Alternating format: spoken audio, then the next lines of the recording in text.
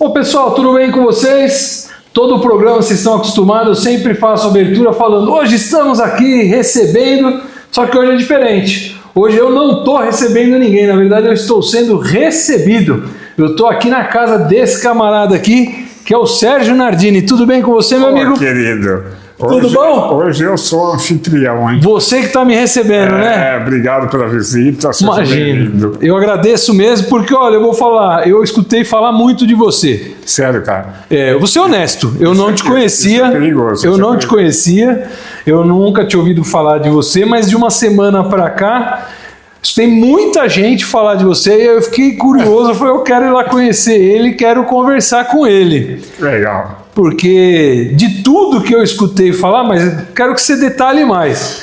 Algumas coisas me chamaram muito a atenção, Sérgio. Assim, você participou do programa das meninas lá do Atípicas. Isso. Que é um programa que traz muito a pauta, né, da questão dos portadores de deficiência, da briga pelos direitos dele. Mas só que eu falo assim, hoje, tocar nesse assunto, hoje você falar por brigar por direitos da pessoa portadora de deficiência é algo aceito muito bem, é bonito até você tocar nesse ponto. É quase que romântico, né? Isso, foi romantizado, você tocou no ponto correto. Exatamente. Só que pelo que você falou lá, quando você começou nessa brincadeira, não tinha nada de romântico, era pau de dar em doido. Não, é uma construção contínua. Queria que você contasse para mim desde lá. Vamos começar do zero. Me fala de você, da sua deficiência, como que foi causada, nasceu. Explica para as pessoas conhecerem. Vamos traçar um perfil do tempo aí do Sérgio. Cara, senta que lá vem a história, hein? Vamos lá. Então, eu sou filho da Dona Maria do São Antônio, filho único, pessoal lá da roça, bairro do Pantaleão. E aí, quando eu cheguei lá no meu primeiro ano de vida, perceberam que eu era diferente das demais crianças da fazenda. Eles me colocavam de pé e eu desmoronava. Tá. Aí eles foram percebendo que a musculatura era, né, flácida. Eu não, além de não ficar em pé, eu engatinhava de uma forma diferente. E primeiro, diagnóstico, que nem foi um diagnóstico, né? Foi uma opinião médica. O Sérgio nunca vai andar, né? Mas eu não sei o que ele tem. E essa dúvida do que eu tinha realmente, do que eu tenho, ficou ali na família por mais de 30 anos, cara. Isso nós estamos falando 1900 Eu nasci em 1967. Então essa minha carinha, né? Vocês estão achando que eu tenho aí 35 anos? Então eu já tenho 58. Mas enfim, eu fui cuidado pela minha família como uma criança especial, que é um termo muito usado, né? Até hoje. Eu particularmente não gosto muito desse termo, porque especial todos nós somos, né? Dentro das nossas peculiaridades. Sim. De repente você é mais especial do que eu. Para minha mãe eu sou. Exatamente. Então, olha que interessante, sem saber o que eu tinha, meu pai, minha mãe, minhas avós, minhas tias cuidaram de mim de uma forma impecável, cara. Né? Algumas doenças com bastante recorrência, por exemplo, pneumonia. Ah, você teve várias? Porque a AME, né, ela pega muito a parte pulmonar. Então, a parte respiratória, né, por isso que vocês devem estar observando que de vez em quando eu puxo o ar aqui. Tá. Né? Isso é uma característica da AME. Bom, AME é a sigla para atrofia muscular espinhal. Atrofia? No meu caso, tipo 2. E aí, quando você falou 1967, lá no Pantaleão, já existia esse diagnóstico de AME? Na cidade, vamos assim dizer? Aliás, não existia nem o termo inclusão. Né? O termo inclusão, ele foi sendo incorporado no nosso dia a dia, aos poucos, né, Carlos? Né? O termo diversidade, então... É bem recente. É mais recente ainda. E aí, o primeiro diagnóstico clínico que foi na ACD. Isso em Campinas, São Paulo? São Paulo. São Paulo. Que foi já uma suspeita que eu tinha AM. Ali foi um momento interessante, porque quando eu vi do médico, você tem AM? A minha pergunta foi, o que é AM? E ele falou, é uma doença genética neuromuscular progressiva. A palavrinha progressiva, ela traz uma certa angústia. Assusta. Você já pensa numa ampulheta, que a areia vai caindo. Aliás, todo mundo, né? Todo mundo, né? Todas as pessoas, na medida que os anos vão passando, é progressivo, né? Mas ela causa uma certa preocupação e, ao mesmo tempo, respondeu a minha principal pergunta, inclusive da minha família, que é por que eu vinha enfraquecendo ao longo da vida. Tá. Então, quando eu era criança, eu conseguia comer sozinho, né? Escovar os dentes, escrever, desenhar, né? E os desenhos depois acabaram virando a minha profissão, né? Eu sou artista plástico, autodidata, embora eu não consiga mais pintar, por causa do enfraquecimento muscular. E aí, veio depois desse diagnóstico clínico, que foi na ACD, veio o diagnóstico genético. Teria uma confirmação mesmo. Mas daí eu já estava casado, e daqui a pouco eu falo disso, porque depois, cara, foi um efeito dominó. Namoro, noivado, casamento e a paternidade. Agora, você falou que quando você foi lá na CD que você teve a confirmação da suspeita, isso você já tinha quantos anos? Eu tinha 36 anos, 38 anos. 38 anos quando você conseguiu ter a confirmação do seu diagnóstico? Clínica. Confirmação clínica. Depois veio a confirmação genética, né, que eu já tinha 41 anos. Não, eu digo isso porque eu imagino o quanto deve ser angustiante, não, nem tanto para você, mas para os seus pais. Sim. De quando você nasceu, você vem de um lugar que é do sítio, da roça, em 1960, que já na cidade não existia estrutura para dar um diagnóstico desse, muito menos lá. E aí você com doenças recorrentes, que nem você falou da questão pulmonar, você no sítio, a gente sabe que a estrutura é menor, e você passou pela adolescência, pela infância, por todas as fases da vida e só foi conseguir essa confirmação já adulto, cara. Exatamente. E eu me lembro, cara, que eu cheguei para minha mãe quando ela falou assim, meu Deus, é progressivo, quer dizer, você vai piorar, né? É uma piora constante.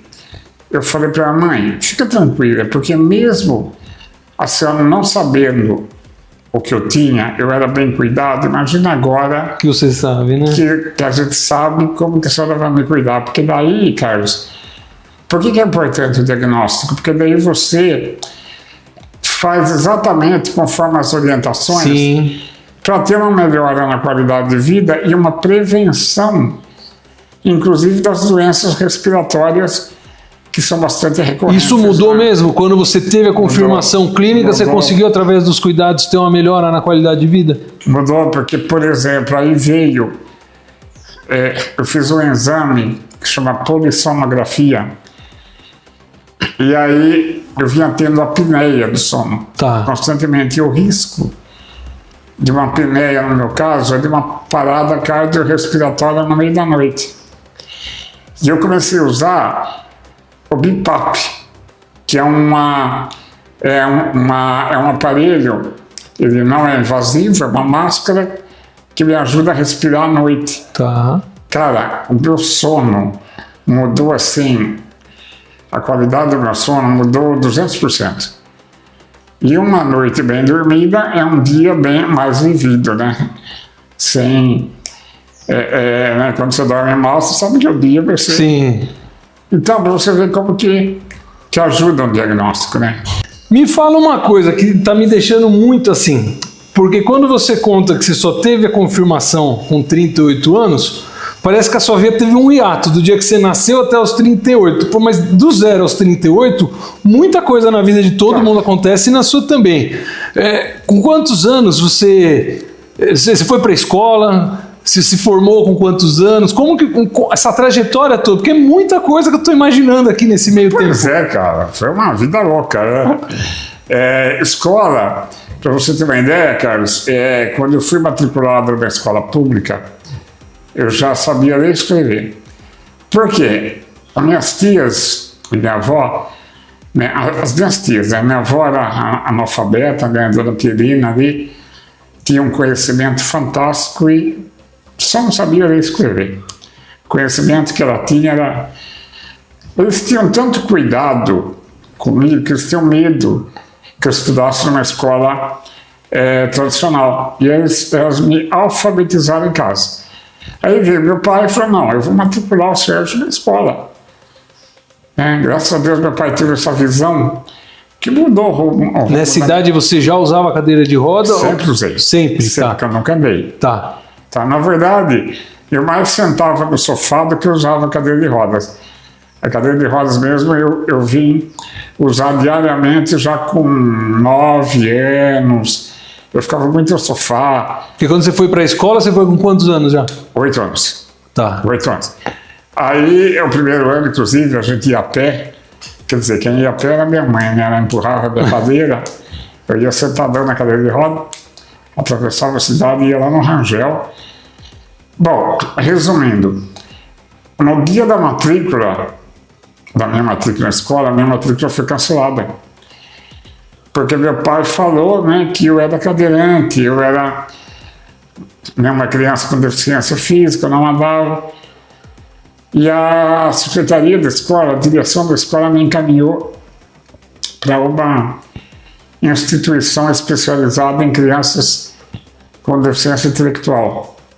Que não é o seu caso. Não é o meu caso. E aí, a minha matrícula só foi enfiada a goela abaixo graças à interferência, na época, da Delegacia Regional de Ensino, que hoje é Mojimirim, tá, que é a Diretoria Regional de Ensino.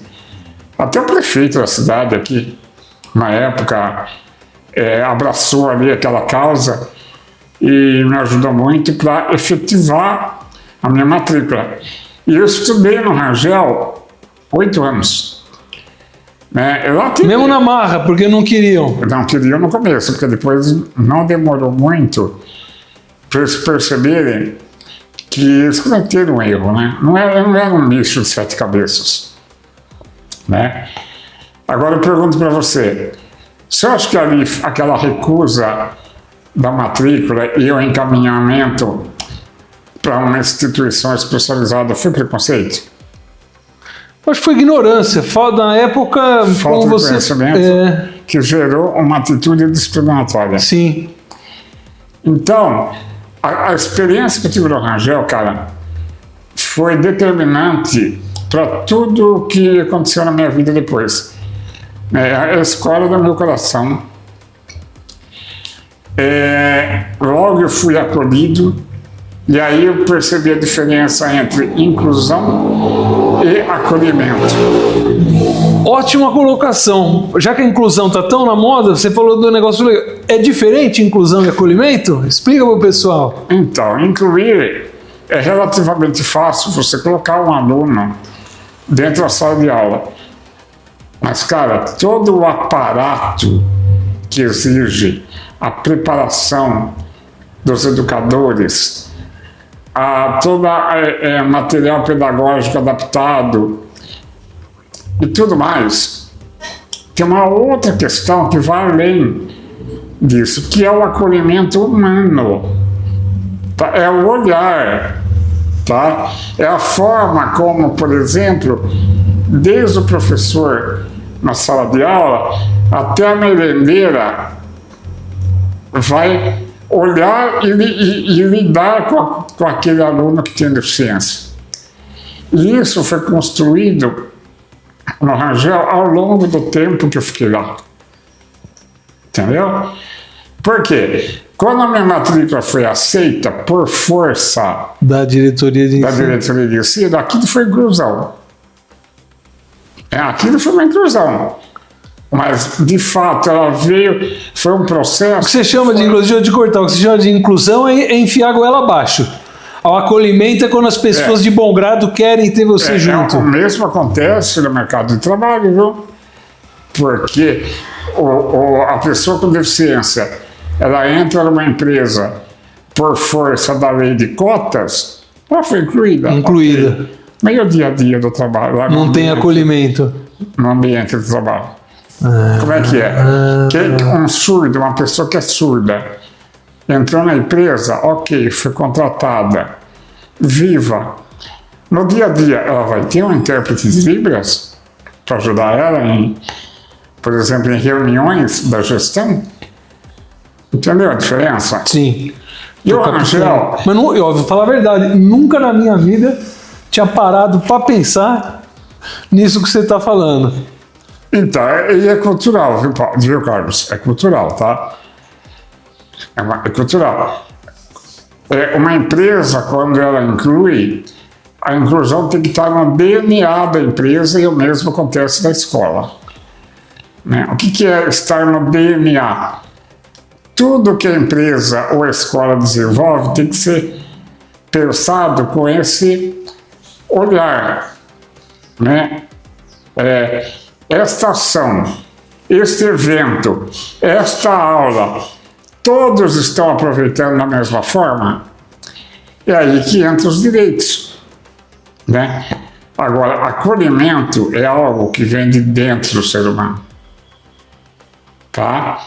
Não adianta cumprir a lei, né, ali na mesa, vamos dizer assim, mecanicamente, operacionalmente, e lá dentro... Tipo, você me recebeu aqui não porque você foi obrigado, porque você quis me receber, esse é o acolhimento? Entendeu? Eu espero que você esteja se sentindo acolhido aqui na minha casa. Bastante.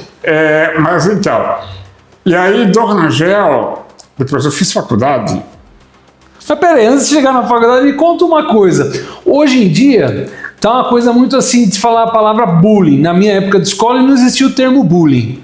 Era tiração de sarro, né? E tinha os limites que todo mundo podia chegar e passar e a gente não tinha visão do que aquilo podia causar nas pessoas. Aí eu te pergunto, você estudou antes que eu? Nós estamos falando de mais tempo ainda. Eu nem vou perguntar a sua idade, tá? Não vou dizer coragem. Naquela época, também não existia o termo bullying, e você está falando em acolhimento. Como que foi, não pela escola, pela direção, pelos professores, mas como que foi a sua convivência na escola com os seus colegas de sala? Na época, não existia o termo bullying, mas existia muito desrespeito. Tá. O termo bullying vem da língua inglesa. E ela engloba várias situações que, traduzindo, é desrespeito, né? Eu sempre falo, quando eu dou palestra, eu tenho direito de fazer uma piada da minha experiência, mas eu não tenho direito de fazer uma piada da experiência do outro. Tá? Porque eu não sei qual é a dor do outro, tá? Fala, produção, o que é? 15? Não tem problema, pode seguir. E olha que tem história aí. Então, eu sofri pouquíssimas situações de desrespeito. E algumas me marcaram, mas me marcaram positivamente, sabe por quê? O que me surpreendeu foi a reação dos outros colegas te defenderem? Exatamente. Tá. Porque o bullying é mais ou menos assim, né? O palhaço só sobrevive se ele tiver plateia e se a plateia estiver rindo. Só que tem uma outra coisa aí. Por que aquele menino ou aquela menina desrespeitou o outro? Vamos também ver o histórico dele, tá? Você falou uma coisa aí que a gente ouve muito hoje, a gente tem que tomar cuidado, que é o seguinte, O pessoal fala, no meu tempo, todo mundo tirava sarro, ninguém ligava. Peraí. Tem muito adulto hoje com depressão, né, com problemas. Que vem lá de trás, de trás, cara, que sofreu desrespeito dentro da família. Sim. Tá? Então, aquela criança, aquele adolescente que comete o bullying, né, o agressor, ele também tem um histórico que deve ser considerado. Por quê que ele sente prazer em humilhar o outro? Né? Então, às vezes ele também sofre aquilo, eu sempre né? falo, Carlos, que assim, vamos tomar cuidado para não julgar a fotografia. Vamos considerar que cada um tem um filme. Tá? Então, outro dia eu falei até para o Paulo, né? Se a gente passa na rua e vê uma pessoa em situação de rua, né, ali na calçada, e algumas pessoas podem julgar, né? Vagabundo, alcoólatra. Aquilo é uma foto. E o filme? O que trouxe aquela pessoa ali? Então, a gente não tem direito, né, de desrespeitar, de julgar, de formar pré-tracínio, conceitos. Porque o preconceito anda mais conceito pré-concebido, né? Antes de você...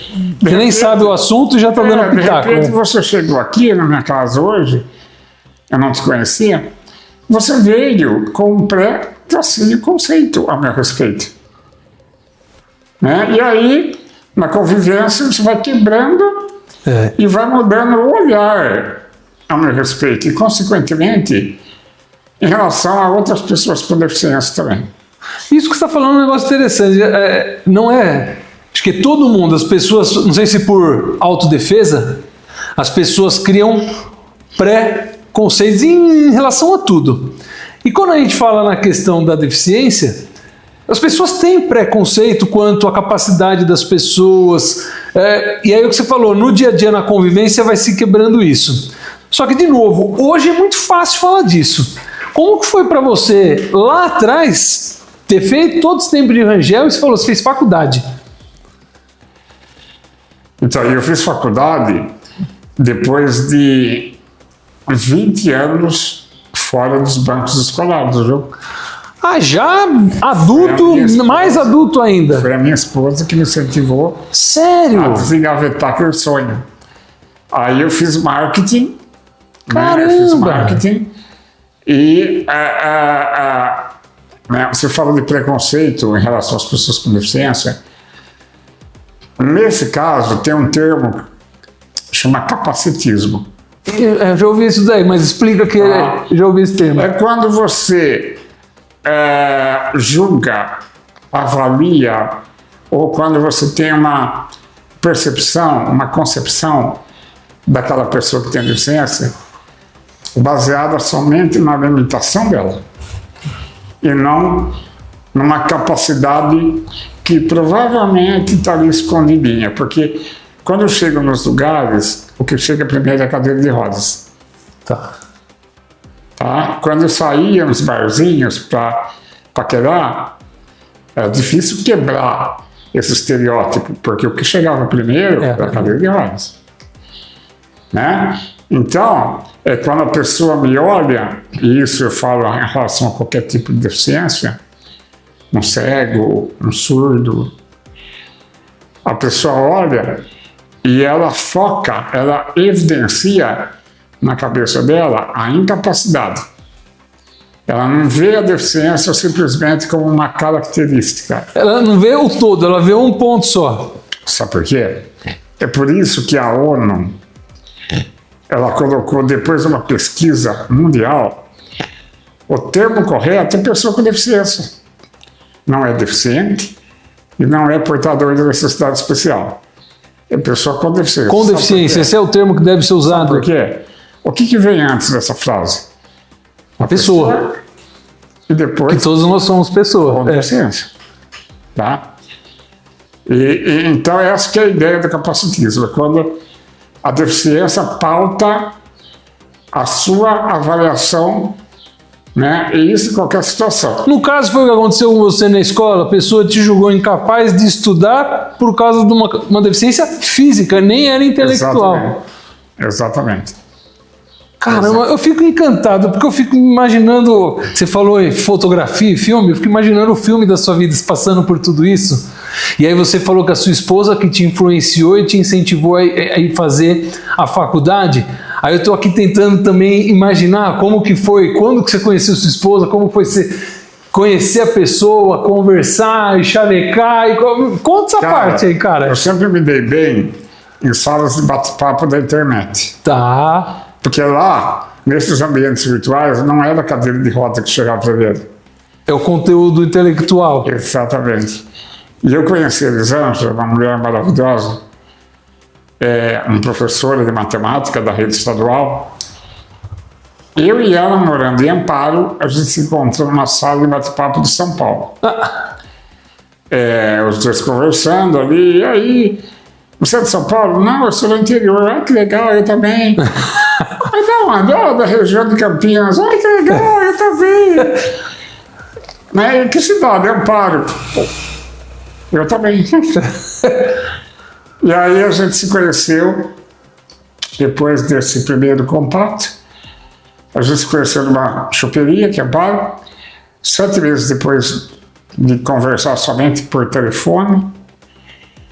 E na época a internet ainda era discada, né? Era sala bate-papo do UOL, né? Aquelas salas de bate-papo do UOL. Você conhece, cara, você conhece. Os mais jovens aí que nem imaginam o que é isso aí, ó. Internet de escala, sala de bate-papo do UOL. Tinha isso aqui, né? Isso aqui. Tinha o Messenger, né? Messenger. Qual é o seu nickname no Messenger?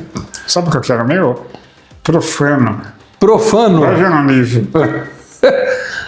Aí a gente se conheceu, namoramos ali por 3 anos. Eu fui acolhido na família dela, conquistei todo mundo lá, né? Ela também foi acolhida na minha casa. Sempre tem aqueles comentários, sempre tem, né? Ela, por exemplo, as amigas dela, mas você tá louco? Nossa, mas você sabe, né? E aí, enfim, a mulher perdeu o juízo, ficamos noivos, várias situações, Carlos, várias, para você ter uma ideia. Aí veio o capacitismo, eu já recebi esmola na praça, sábado à noite, com ela. Sério?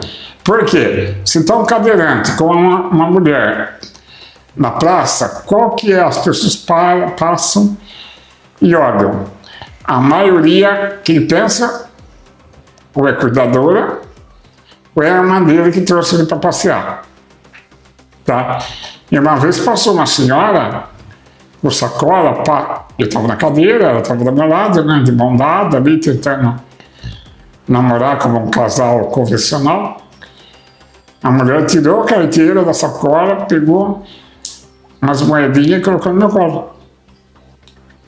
Aí passou a mão na minha cabeça, falou, Deus te abençoe. E eu assim, né, olhando para a casa da mulher. Eu falei o quê? Amém. Eu ia discutir com a mulher, eu não queria perder o sábado, né? E a Elis foi a primeira vez, Elisângela, que ela vivenciou esse tipo de coisa comigo. Foi a primeira vez que você fala que uma pessoa consegue sentir o que você sente. Eu falei para ela, ó, se prepara, namorar, né, um relacionamento, né, uma mulher sem deficiência e um cara com deficiência, o olhar da sociedade foi um exemplo, né, para ela ali, foi já o que viria depois. Foi bem no começo do namoro, isso, interessante. Eu falei para ela, guarda a moeda, leva para casa, vamos guardar de recordação, daqui uns anos você vai olhar para essa moeda e você vai lembrar. E realmente. Então, é olhar. Tá, é olhar. Eu falei para ela, o olhar dessa mulher, para ela, um cadeirante na praça, sábado à noite, não está ali curtindo, está ali porque é carente, afetivamente decadente. Afetivamente. Deixa eu só te cortar, pessoal. Tá boa a entrevista, não tá? Então ela continua na semana que vem. Não perca. Semana que vem, na verdade, meia hora, tem a parte 2, tá legal?